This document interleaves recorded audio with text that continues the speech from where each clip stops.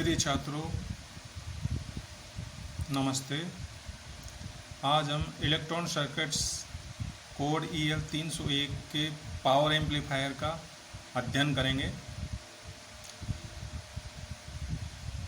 Audio और power amplifier both are used in audio systems and video systems, यानी power amplifier और audio power amplifiers दोनों ही radio frequency amplification के साथ वीडियो सिग्नल के रूप में और ऑडियो फ्रिक्वेंसी एम्पलीफिकेशन के साथ ऑडियो सिस्टम के अंदर यूज होता है।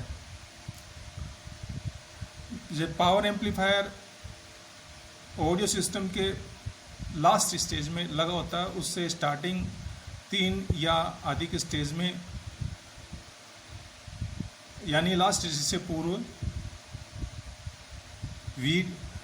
वोल्टेज एम्पलीफायर का यूज किया जाता है। पावर एम्पलीफायर केवल लास्ट स्टेज के ऊपर यूज होता है, जो सिग्नल को पावर को एम्पलीफिकेशन में यूज किया जाता है। इसकी परिभाषा दें तो इसका आप इस तरह दे सकते हैं: the amplifiers which raise the power of a signal are called power amplifiers. यानी ऐसे है जो सिग्नल की पावर को बढ़ाते हैं, उन्हें हम पावर एम्पलीफायर कह सकते हैं। इनकी क्लासिफिकेशन और टाइप दो प्रकार से की जा सकती है: ऑडियो फ्रिक्वेंसी एम्पलीफायर के रूप में और वीडियो फ्रिक्वेंसी एम्पलीफायर के रूप में। ऑडियो फ्रिक्वेंसी एम्पलीफायर में खास तौर से ऑडियो फ्रिक्वेंसी रेंज के अंदर यूज होता है, जिसमें सिग्नल की एम्पलीट्यूड को बढ़ा दिया जाता है। ये 4 प्रकार के संभव हैं: class A, class B, class C, class AB। चूँकि ऑडियो फ्रिक्वेंसी रेंज 20 हर्ट्ज से 20 किलो हर्ट्ज के मध्य होती है, तो इस रेंज में ये ऑडियो फ्रिक्वेंसी एम्पलीफायर प्रयोग किया जाता है। इसका use audio radio recorder, public addressing system, deck etcetera में होता है। रेडियो फ्रिक्वेंसी एम्पलीफायर जो वीडियो फ्रिक्वेंसी रेंज में काम करता है और सिग्नल के एम्पलीट्यूड को बढ़ाने के लिए यूज होता है, यानी सिग्नल की पावर को बढ़ाने के लिए इसका यूज किया जाता है। और इसका प्रयोग भी टीवी या वीडियो डिवाइसेस के अंदर इसका प्रयोग किया जाता है। अब हम क्लास ए पावर एम्पलीफायर के इसके अंदर जानना चाहेंगे कि यह किस प्रकार काम करता है। इसमें क्लास ए पावर एम्पलीफायर के सर्किट के द्वारा कलेक्टर करंट और कलेक्टर एमिटर वोल्टेज के बीच में एक लाइन ड्रा करते हैं, जो लोड लाइन कहलाती है। उस पे एक पॉइंट Q एडजस्ट किया जाता है, जो बाइसिंग सर्किट्स R1, R2 और RE के द्वारा एडजस्टमेंट होता है। इस एम्पलीफायर में करंट का भाव इनपुट सिग्नल के पूर्ण साइकिल के दौरान होता है, और इसमें biasing resistors R1, R2, RE इस प्रकार एडजस्ट करते हैं कि Q पॉइंट मिडिल के अंदर, लोड लाइन के मिडिल में यानी मध्य में स्थिर रहे। जैसा कि इस नीचे वाले चित्र में यहाँ दिखा रखा है, ये कलेक्टर करंट और कलेक्टर एमिटर वोल्टेज के बीच में एक लोड लाइन तैयार होती है, और उसमें क्विसेंट पॉइंट Q को सेंटर में या मिडिल में इस लोड लाइन के स्थिर किया जाता है इन बाइसिंग रेजिस्टेंस के एडजस्टमेंट द्वारा, यानी R1, R2 और RE के एडजस्टमेंट द्वारा Q को सेंटर में या मिडिल में एडजस्ट किया जाता है, जिससे ये क्लास ए एम्पलीफायर के रूप में ये पूरा सर्किट काम करता है। यहाँ पर इनपुट सिग्नल दिया हुआ है, आउटपुट पे कलेक्टर साइड में एक कपलिंग ट्रांसफर लगा हुआ है जिसके सेकेंडरी पर एक लाउड स्पीकर होता है जो कि ऑडियो सिग्नल जनरेट करता है। यहाँ पर ट्रांजिस्टर एम्पलीफिकेशन का काम करता है और उस पावर को और आगे एम्पलीफाइड करके लाउड स्पीकर पर भेजा जाता है। इसमें इनपुट सिग्नल जैसे साइनसॉइडल सिग्नल है, ऑडियो सिग्नल है, साइन वेव के रूप में दिखाई दे रहा है, वैसा का सेम आउटपुट पे होता है, पर ये एम्पलीफाइड पावर में होता है, यानी इसकी पावर बड़ी होती है जिससे साउंड क्लियरली और लाउडली सुनाई देती है।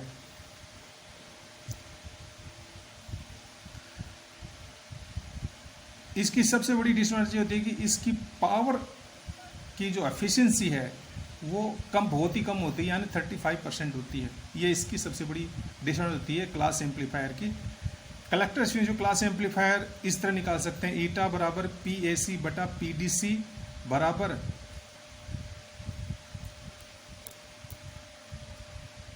VCE डैश IC डैश बटे VCC गुणा IC, जहां पर VCE डैश क्या बताता है, RMS value of output signal voltage, VCC क्या है, DC बाइसिंग वोल्टेज,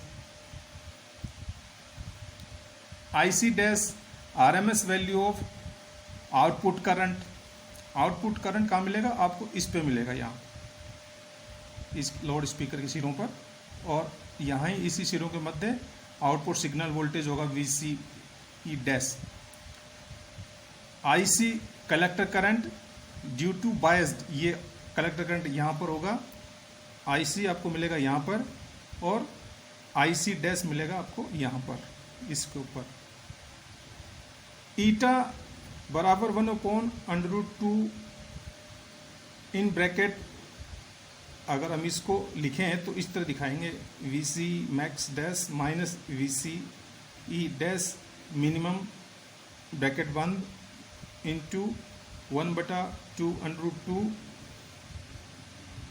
इस IC डैश के लिए, IC dash max minus IC dash minimum बटे नीचे जो जो नीचे डिनोमिनेटर के अंदर दे रखे हैं वो पैरामीटर VCC और IC एज इट इज आ जाएंगे। तो ये इस सूत्र द्वारा हम एफिशिएंसी क्लास एम्पलीफायर के निकाल सकते हैं।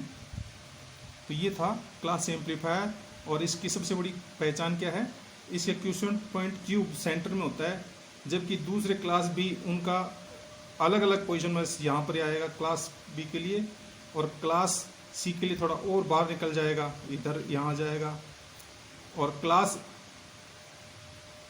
ए बी के लिए क्वेश्चन पॉइंट यहाँ पर होगा, यहाँ से होगा।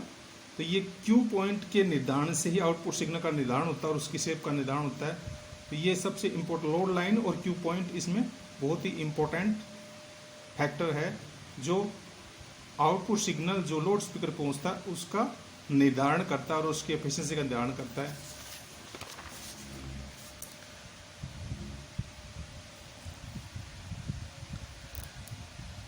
इनपुट सिग्नल जो कलेक्टर के ऊपर करंट के रूप में प्राप्त होता है उसकी शेप ये इस तरह साइनसॉइडल रूप में होती है। Output signal receive due to load line Q point effects, यानी आउटपुट सिग्नल जो हमें लोड लाइन पर प्राप्त होगा क्यू पॉइंट के इफेक्ट के प्रभाव द्वारा, वो इस तरह से 4 प्रकार से हम प्राप्त कर सकते हैं। अलग अलग जो 4 प्रकार के एम्पलीफायर है, power amplifier, class A, class B, class C, class A B. अब इसमें चूंकि इनपुट सिग्नल की शेप साइनसॉइडल ये है कलेक्टर करंट के लिए, IC के लिए, तो आउटपुट जो IC डैश है वो ये तो है IC, और ये आगे जितने भी आ रहे हैं ये सभी IC डैश हैं। और मैंने बताया जब क्यू पॉइंट सेंटर में होता है, जब इनपुट सिग्नल का सेम एग्जैक्ट रिप्ले का आउटपुट सिग्नल प्राप्त होगा क्लास ए के अंदर, क्योंकि क्यू पॉइंट मिडिल में होता है, सेंटर में होता है। जैसे यहाँ मैं इस लोड लाइन बना के बताता हूँ आपको,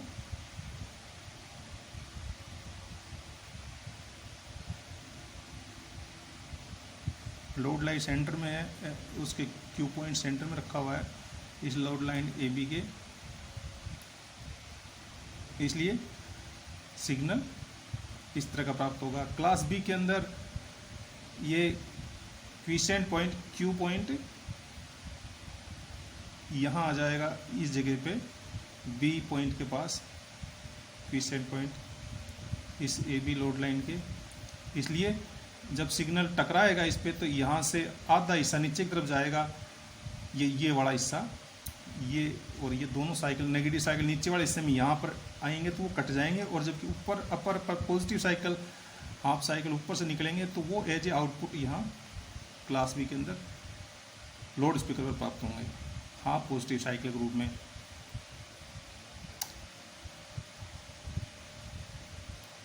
और अगर लोड लाइन का पॉइंट बी यहाँ तक हो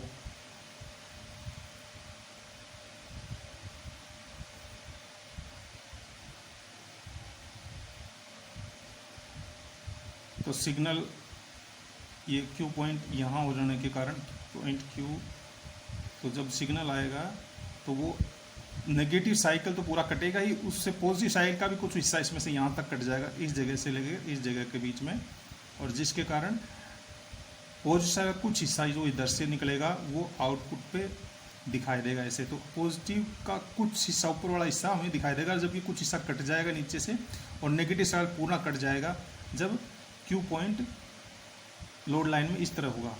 यानी ये जीरो वोल्टेज है। अगर नेगेटिव यहाँ पर देखें IC collector current negative side में होगा तो यहाँ ये नेगेटिव करंट के लिए बता रहा है इंडिकेशन, ये ऊपर वाला पॉजिटिव पॉइंट ये 0 वोल्ट, इधर 0 वोल्ट, ये लाइन तो वोल्टेज के लिए तो यहाँ 0 वोल्ट हुआ, और यहाँ ये 0 एम्पियर करंट है कलेक्टर का, वो पॉजिटिव इधर होगा और नीचे की तरफ नेगेटिव साइड में यहाँ होने पर ये कट जाएगा इतना हिस्सा इस क्लास बी के अंदर, सॉरी क्लास सी में। क्लास बी में तो ऊपर वाला था हाफ नेगेटिव साइकिल कटा था, जबकि क्लास सी के अंदर पूरा नेगेटिव साइकिल और पॉजिटिव साइकिल का कुछ हिस्सा कटा, जैसा इस लोड लाइन के क्यू पॉइंट के अनुसार। और क्लास ए बी में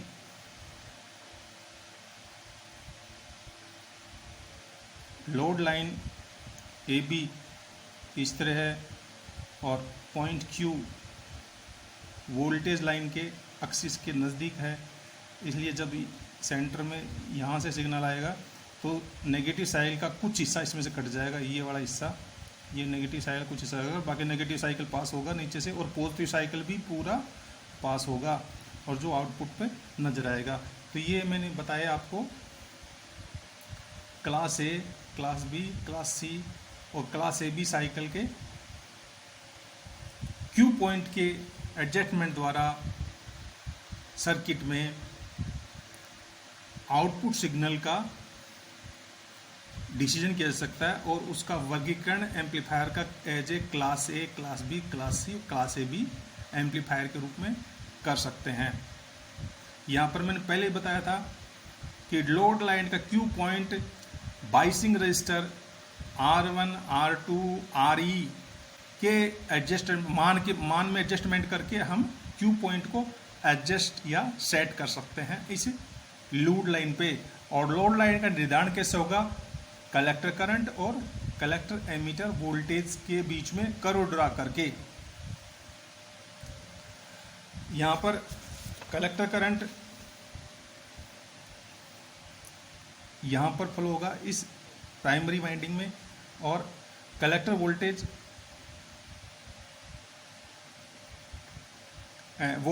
फ्रॉम कलेक्टर टू एमीटर इस पॉइंट से लेके और यहाँ तक जो वोल्टेज आएगी वो होगी VCE। तो VCE और IC के बीच में जो कर्व ड्रा होगा वो कर्व ही लोड लाइन का निर्माण करेगा, और R1, R2, RE के निर्धारण क्यू पॉइंट का सेटिंग होगी। क्लियर? अच्छा, अब हम class A, class B, class C, class A B power amplifier की तुलनात्मक अध्ययन करते हैं। क्लास ए एम्पलीफायर में कलेक्टर करंट का फ्लो पूर्ण साइकिल के ने 360 डिग्री फेस के लिए होगा, जैसा कि चित्र में दिखाया था। यह 360 डिग्री यानी ये जैसे इनपुट सिग्नल ये पूरा एक साइकिल है, तो ये भी आउटपुट साइकिल पूरा एक साइकिल प्राप्त होगा, यानी 360 डिग्री क्लास ए के अंदर। फिर वापस वही 6 साइकिल दोबारा फिर रिपीट होगा आगे, तो ये भी क्लास ए के लिए 360 डिग्री साइकिल होगा। कहाँ से हुआ 360 डिग्री? जीरो ये हुआ, ये 90 डिग्री, ये यहाँ तक 180 डिग्री, फिर 270 डिग्री यहाँ, और ये 360 डिग्री, फिर वापस वही सेम रिपीट हो गया। तो 360 डिग्री के लिए आउटपुट सिग्नल हमें क्लास ए एम्पलीफायर में प्राप्त होगा। ये डिस्टोर्शन फिर, क्योंकि जो इसमें पूरा का पूरा सिग्नल आउटपुट पे प्राप्त हो रहा है जैसा कि इनपुट पर था, इसलिए डिस्टोर्शन फिर, यानी इसमें कोई विरूपण नहीं होता, यानी क्षरण नहीं होता, और पूर्ण सिग्नल हमें आउटपुट पर प्राप्त होता है। इसकी एफिशिएंसी या दक्षता 35% होती है क्लास ए की, और पावर एम्पलीफायर अरेंजमेंट में इसका यूज होता है, यानी पावर को एम्पलीफिकेशन करने में इसको प्रयोग करते हैं।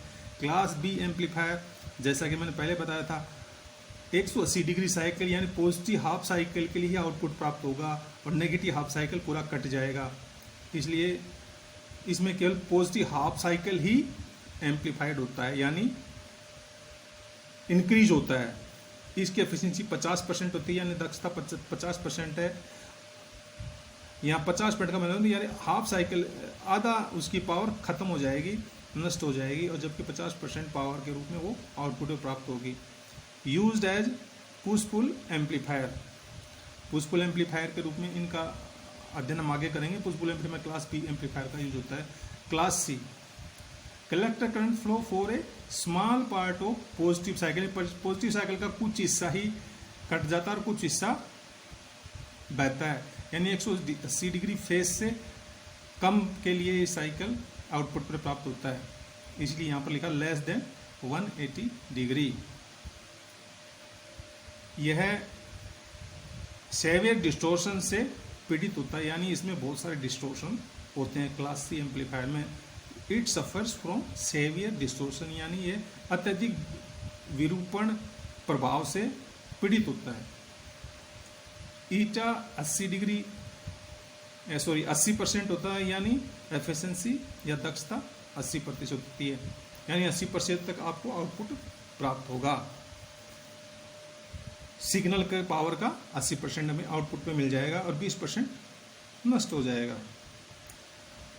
यूज्ड एज ट्यून एम्पलीफायर, ये ट्यून एम्पलीफायर के रूप में काम कर सकता है। ये ट्यून एम्पलीफायर खासतौर से कम्युनिकेशन फील्ड के अंदर यूज होता है। Class A B power amplifier, इसमें collector current flow for more than half cycle, more than positive half cycle and less than full cycle, यानी फुल साइकिल से तो कम और हाफ साइकिल से अधिक के लिए ये बहता है, यानी दूसरे शब्दों को 180 डिग्री से ज़्यादा और 360 डिग्री से कम के लिए ये करंट बहता है। यह भी स्मॉल सिग्नल डिस्टोर्शन से पीड़ित होता है। इसकी एफिशिएंसी 78.5% यानी 78.5% पावर आउटपुट पे हमें प्राप्त होती है, बाकी नष्ट हो जाती है। Used as audio power amplifier, audio signals यानी ध्वनि के सिग्नल्स को की पावर को बढ़ाने के लिए क्लास ए बी एम्पलीफायर का प्रयोग किया जाता है। तो हमने इसमें पावर एम्पलीफायर का अध्ययन किया, जिसमें क्लास ए बी एम्पलीफायर कैसे काम करता है, इसकी टाइप्स कौन कौन सी हैं, audio video frequency signal amplification में इसका यूज होता है, कौन से सिस्टम में इनका प्रयोग किया जाता है, जैसे ऑडियो रिकॉर्डर में, पब्लिक एडिटिंग सिस्टम में, डैक्स में, जिसे डीजे वगैरह भी होते रहते हैं उनमें इनका यूज होता है, और वीडियो फ्रिक्वेंसी एम्पलीफिकेशन के लिए इसका यूज, पावर एम्पलीफायर का use television and video systems में प्रयोग किया जाता है। तो हमने आज पावर एम्पलीफायर के बारे में जानकारी प्राप्त की। धन्यवाद।